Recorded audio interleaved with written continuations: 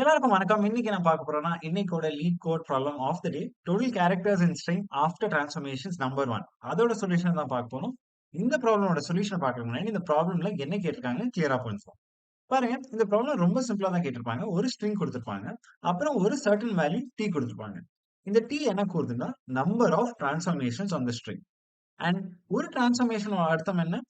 Each of the characters of the ஸ்ட்ரிங்க வந்து நான் 1 ஆல புஷ் பண்ண போறேன். ஒரு டிரான்ஸ்ஃபர்மேஷன்ல, ஒரு ரவுண்ட்ல. சோ, ஆ A வந்து B ஆகும், B வந்து C ஆகும், C வந்து D ஆகும், Y வந்து Z ஆகும். சரியா?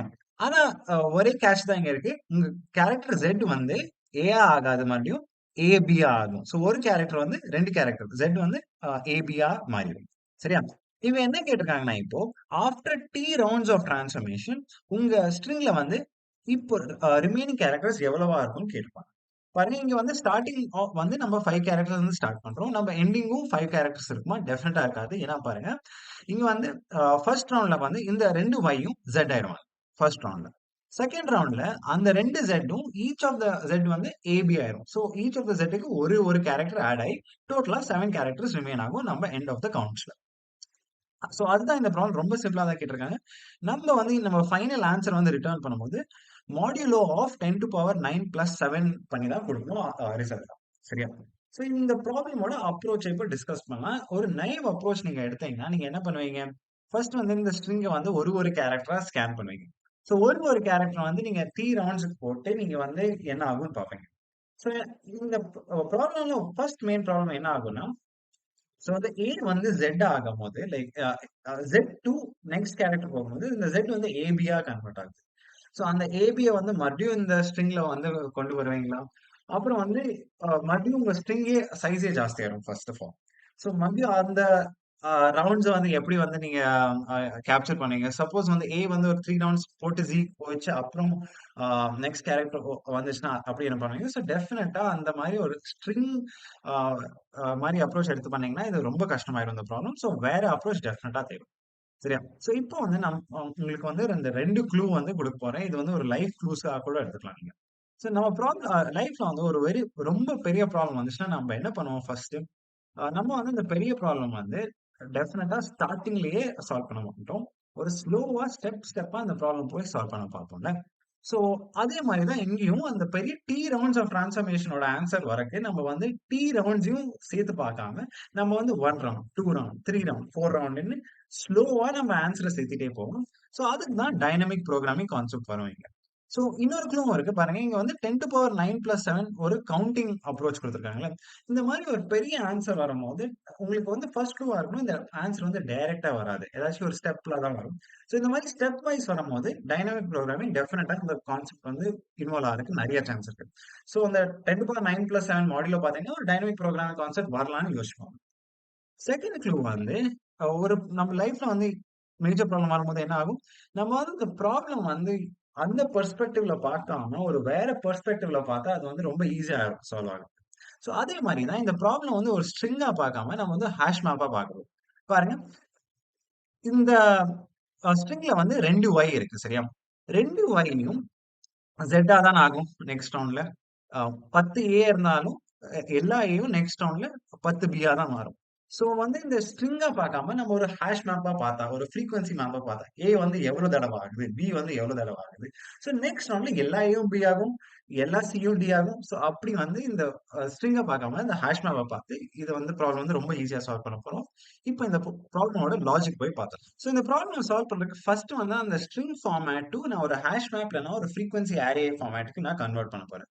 இங்க ஃப்ரீக்வென்சி அரே யூஸ் பண்ண போறேன். ஃப்ரீக்வென்சி அரே என்ன பண்ணும்னு நான் நேத்தையே சொல்லியிருந்தேன். ஆனா மறுபடியும் சொல்றேன். ஃப்ரீக்வென்சி அரே வந்து அந்த பர்ட்டிகுலர் ஆப்ஜெக்ட்ல வர எலிமெண்ட்ஸ்லாம் எவ்வளோ டைம் வருதுன்னு நம்ம ஃப்ரீக்வென்சி அரே வந்து கூறும்.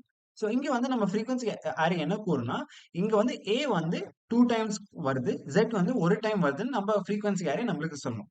அத சொல்ல வைக்க போறோம் இப்போ. ஃபர்ஸ்ட் வந்து இந்த ஃப்ரீக்வென்சி அரேல வந்து நான் 0வா 26 எலிமெண்ட்ஸ் வந்து நான் வந்து இனிஷியலைஸ் பண்ணிருப்பேன். 26 ஜீரோஸா. சோ இந்த ஃபர்ஸ்ட் எலிமெண்ட் என்ன கூறும்? A வந்து எவ்வளவு தடவ ஆகுது. லாஸ்ட் எலிமெண்ட் என்ன கூறும்? Z வந்து எவ்வளவு தடவ ஆகுதுன்னு நம்மளுக்கு கூறும். சரி, இப்ப வெறும் ஜீரோஸ் தானே இருக்கு. அந்த ஜீரோஸ வந்து அந்த ஃப்ரீக்வென்சியா எப்படி கன்வெர்ட் பண்ண போறேன்? ரொம்ப சிம்பிள் தான். Each of the characters in the original ஸ்ட்ரிங்க வந்து நான் இட்டரேட் பண்ண போறேன். சரியா? அப்புறம் வந்து இந்த லாஜிக்க அப்ளை பண்ண போறேன். ஃப்ரீக்வென்சி ஆஃப் அந்த particular character minus A plus equal to 1. So இது என்ன பண்ணும்னா, ஏன் இங்க சிஹெச் மைனஸ் ஏ போடுறேன்னா, பாருங்க ஆம், ஆம், உங்க இந்த ஏ வேல்யூ இருக்குல்ல, இந்த லிட்ரல் ஏ வேல்யூ அதோட இண்டெக்ஸ் வந்து 0வா இருக்காது. அதோட ஆஸ்கி கோட் வந்து ஒரு 97ஆ இருக்கும். சரியா? ஸோ உங்க கேரக்டரோட ஆஸ்கி கோடும் 97 பிளஸ் எதுவா இருக்கும். அந்த கேரக்டர் ஏவா இருந்துச்சுன்னா அதுக்கும் 97ஆ இருக்கும். ஆனா உங்க ஃப்ரீக்வென்சி ஆரியோட இண்டெக்ஸ் எங்க இருந்து ஸ்டார்ட் ஆகுது? 0ல இருந்து ஸ்டார்ட் ஆகுது. அப் டு 25 போகுது. ஸோ நீங்க வந்து அந்த கவுண்ட் ஆஃப் ஏ அப்டேட் பண்ணணும்னா, ஃபர்ஸ்ட் வந்து அந்த 97ஆ குறைக்கணும் நீங்க. ஸோ அந்த 97 எப்படி குறைப்பீங்க? With ASCII value of a. So ASCII value of the current character minus ASCII value of a plus 1 போட்டுருவீங்க. ஸோ இங்க வந்து ஏ எடுத்தீங்கன்னா, ஸோ 97 மைனஸ் 97 ஆயிடும். அது வந்து 0 ஆகும். So frequency array of 0 plus equal to 1. So இங்க வந்து 1 ஆயிடும். மறுபடியும் நெக்ஸ்ட் இந்த ஏக்கு போவோம். இங்க வந்து frequency array of 97 minus 97 plus 1 அதுவும் இங்க 2 ஆயிடும். லாஸ்ட்ல வந்து க்கு போகும்போது இந்த லாஸ்ட் வேல்யூ வந்து 1 அப்டேட் ஆகும். பாருங்க ஃபைனலா உங்க ஃப்ரீக்வென்சி அரேல என்ன வருது? ஃபர்ஸ்ட் வேல்யூ வந்து 2 இருக்கும். லாஸ்ட் வேல்யூ வந்து 1 இருக்கும். Rest all will be zeros. So இது என்ன கூறுது? ஆக்சுவல் ஸ்ட்ரிங்ல வந்து ஏ வந்து 2 தடவை அக்கர் ஆகுது. Z வந்து 1 தடவை அக்கர் ஆகுது. வேற எல்லா கேரக்டர்ஸும் அக்கர் ஆகலன்னு சொல்லுது. ஸோ டெஃபினட்டா ஒரு கிளியர் பிக்சர் கொடுத்துருக்கு நம்ம ப்ராப்ளம்க்கு. ஸோ இப்பதான் நம்ம என்ன பார்க்க போறோம்னா, இந்த ஃப்ரீக்வென்சி அரே வச்சு நம்ம இந்த ப்ராப்ளம் எப்படி சால்வ் பண்ண போறோம். பாருங்க இப்போ வந்து இந்த ப்ராப்ளம் வந்து நான் வந்து ஒரு ஃப்ரீக்வென்சி மேப்பா கன்வெர்ட் பண்ணி வச்சுட்டேன். இப்போவே இந்த ப்ராப்ளம் 80% சால்வ் ஆயிடுச்சுன்னு சொல்லுவேன். இப்போ வெறும் சில ஸ்டெப்ஸ் தான் இருக்கு. நம்ம ஈச் ஆஃப் த ரவுண்ட்ஸ போய் சிமுலேட் பண்ண போறோம். Each of the rounds of transformation. So each of the round எப்படி இருக்கும்னு பார்க்கலாம் இப்போ. ஸ்டார்டிங்ல என்ன பண்ணுவேன், ஒரு new frequency array of zeros 26 zeros வந்து கிரியேட் பண்ணி வைப்பேன். ஸோ இந்த 26 ஜீரோஸ் என்ன கூறுது? அதுவும் ஒரு ஃப்ரீக்வென்சி மேப்பை தான் கூறும். இந்த இந்த கரண்ட் ரவுண்ட் ஆஃப் ட்ரான்ஸ்ஃபர்மேஷன் முடிஞ்சு என்னோட ரிசல்ட் என்ன வரும்னு அந்த நியூ ஃப்ரீக்வென்சி அரே வந்து கூறும். சரியா? இப்போ வந்து நியூ ஃப்ரீக்வென்சி அரேயோட நம்ம எலிமெண்ட்ஸ் வந்து எப்படி கண்டுபிடிக்க போறோம்? அதான் ரொம்ப சிம்பிளா இருக்கும். அப்டேட் ரூல் வச்சு. If the character is A to Y. So A to Y வந்து நான் கன்சிடர் பண்ணேன்னா, அப்டேட் ரூல் ரொம்ப சிம்பிளா தான் இருக்கும். என் நியூ ஃப்ரீக்வென்சி அரேயோட நெக்ஸ்ட் கேரக்டர். ஸோ என் நியூ ஃப்ரீக்வென்சி அரேல வந்து ஓட B வேல்யூ வந்து இந்த கரண்ட் A வேல்யூஸோட அப்டேட் ஆகும். ஏன்னா பாருங்க, ஒரு ரவுண்ட் ஆஃப் டிரான்ஸ்ஃபர்மேஷன்ல என் எல்லா Aஸும் B's ஆகும். ஸோ என் புது ஃப்ரீக்வென்சி அரேயோட B வேல்யூ என்னவா எடுக்கும்? என் லாஸ்ட் கரண்ட் ஃப்ரீக்வென்சி வேல்யூவோட ப்ரீவியஸ் கேரக்டர் எலிமெண்ட். ஸோ இந்த பி வந்து இந்த ஏயோட வேல்யூ வந்து இந்த பிக்கு போயிடும். ஸோ 2 இந்த பியோட வேல்யூ வந்து இந்த சிக்கு வந்து so on and so fourth up to Z. So இங்க வந்து y வந்து 1 I வந்து விழுந்துரும். இங்க வந்து லாஸ்ட் கேரக்டர் 0வா இருக்கும். ஸோ இப்படி வந்துடும். ஸோ கரண்ட் ஃப்ரீக்வன்சி அரேயோட கேரக்டர் வேல்யூ வந்து நெக்ஸ்ட் ஃப்ரீக்வன்சி அரேயோட நெக்ஸ்ட் கேரக்டர் வேல்யூ போய் உட்காந்துரும். So new frequency of next character is equal to frequency of current character. அவ்வளவுதான். சரியா? எல்லா up to A to Y எல்லா கேரக்டர்ஸ்க்கும் அதே ரூல் தான் இருக்கும் எக்ஸெப்ட் Z. ஏன் ஜெட்டுக்கு வந்து ஒரு டிஃப்ரெண்ட் ரூல் இருக்கும். ஏன்னா Z வந்து ஒன்னால புஷ் பண்ணோம்னா வெறும் ஏக்கு மட்டும் போகாது. ஏக்கும் போகும், பிக்கும் போகும். சோ ஒரு Z இருந்துச்சுன்னா நெக்ஸ்ட் ரவுண்ட்ல அது வந்து ஏவாவும் மாறும், பியாவும் மாறும். 10 Z இருந்துச்சுன்னா 10 ஏ வரும், 10 பி வரும். சோ அதான் பார்க்க போறோம் நெக்ஸ்ட் ரவுண்ட்ல. சரியா? ஃபைனலா நான் வந்து இந்த max frequency is equal to new frequency. இந்த நியூ ஃப்ரீக்வென்சி அரே வேல்யூஸ் எடுத்து நான் கரண்ட் ஃப்ரீக்வென்சியா அப்டேட் பண்ண போறேன். சோ இந்த நியூ ஃப்ரீக்வென்சி வந்து இப்போ வெறும் ஃப்ரீக்வென்சி ஆகும். So frequency is equal to 0 0 2 0 இப்படி ஆயிடுது. சரியா? சோ ஆக்சுவலா இங்க வந்து 0 1 இருந்திருக்கும். சோ பாருங்க AAY வந்து என்னவா டிரான்ஸ்ஃபார்ம் ஆயிருக்கும்? BB Z டிரான்ஸ்ஃபார்ம் ஆயிருக்கும். சோ அதான். சோ இப்படிதான் இருக்கும். இப்போ நெக்ஸ்ட் ரவுண்டையும் விளையாடி பார்க்கலாம். சோ நெக்ஸ்ட் ரவுண்ட்ல என்ன ஆகும்? MB எல்லா பியும் சி ஆகும். சோ எல்லா பியும் சி ஆகும். சோ இந்த 2 வந்து இங்க போகும். எல்லாமே 0வா தான் இருக்கும் இங்கலாம் முன்னாடி. அப்புறம் அப் டு Z வந்து நம்ம போவோம். Z வேல்யூ வந்து 1 இருக்குல்ல லாஸ்ட்ல. சோ இப்போ என்ன பண்ணும்? Z ஓட வேல்யூ வந்து Aக்கும் எடுத்து போடணும், Bக்கும் எடுத்து போடணும்.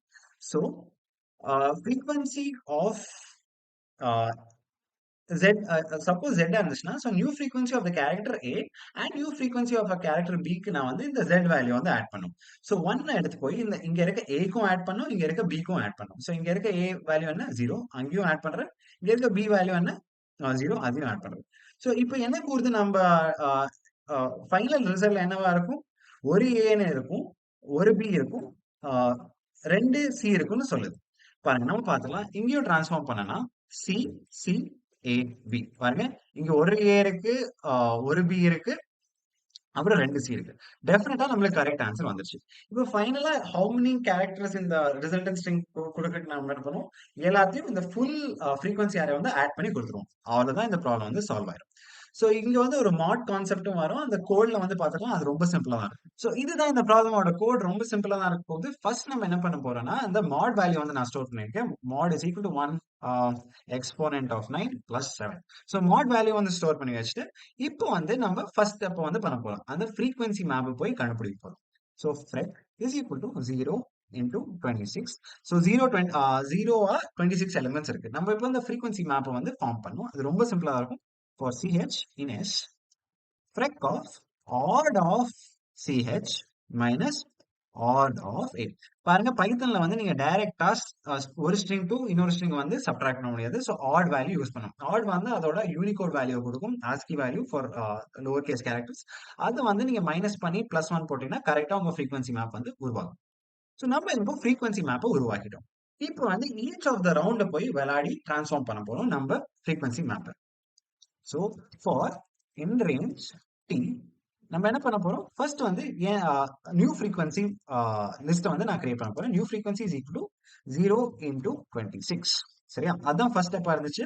இப்போ நம்ம அப்டேட் ரூலுக்கு போனோம். அப்டேட் ரூல் என்னவா இருந்துச்சு? ரொம்ப சிம்பிளா இருந்துச்சு. A to Y கேரக்டர்ஸ் நம்ம வந்து என்கவுண்டர் பண்ணோம்னா, நம்ம நியூ ஃப்ரீக்வன்சி மேப்போ வேல்யூவோட நெக்ஸ்ட் கேரக்டரோட வேல்யூ வந்து கரண்ட் ஃப்ரீக்வன்சி மேப்போட கரண்ட் கேரக்டரா இருக்கும். அது எப்படி? For I in range 25. So 0 A to Y ஓட update rule இது.